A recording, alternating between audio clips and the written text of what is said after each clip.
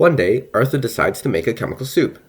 Currently, the soup consists of a 1 liter solution of 0.344 molar calcium hydroxide at 32.46 degrees Celsius. However, he must serve it at 36 degrees Celsius or warmer, or his clients will be mad. Arthur has no heater, but he does have 0.5 liters of 1.056 molar hydrobromic acid, also at 32.46 degrees Celsius, which he adds entirely to the soup.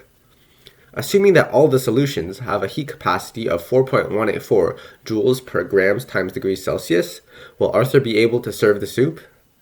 Note that all solutions will have an assumed density of 1 kilogram per liter. So, how should we approach this problem? First of all, we can start by writing a balanced chemical equation, which goes as following. 1 mole of calcium hydroxide reacts with 2 moles of hydrobromic acid to form 2 moles of water, 2 moles of bromide ions, and 1 mole of calcium ions. Next, we should find the number of moles of each reactant.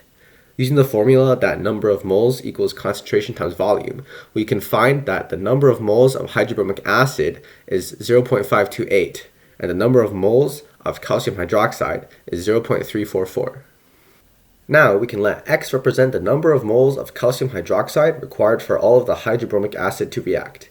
We have that X divided by the number of moles of hydrobromic acid equals 1 over 2, which, as you'll remember, 1 over 2 is the ratio of the coefficients in the balanced equation. Solving for X, we find that X equals 0.264 moles. However, from the previous page, we calculated that there are 0.344 moles of calcium hydroxide, and this is more than 0.264. So, calcium hydroxide is in excess, and hydrobromic acid is the limiting reactant. Now we can go back to the balanced chemical equation.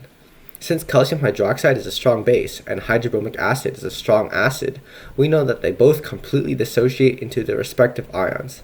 Thus, we have an ionic equation as following, and from this we can derive the net ionic equation. Now, the problem statement tells us that the enthalpy change for this reaction is negative 56.2 kilojoules per mole. However, we want to find the number of moles of molecules that react. To do this, we can look at the limiting reactant, hydrobromic acid. Since 1 mole of hydrobromic acid dissociates into exactly 1 mole of hydrogen ions, the number of moles of hydrogen ions that react is simply equal to the number of moles of hydrobromic acid that we started with.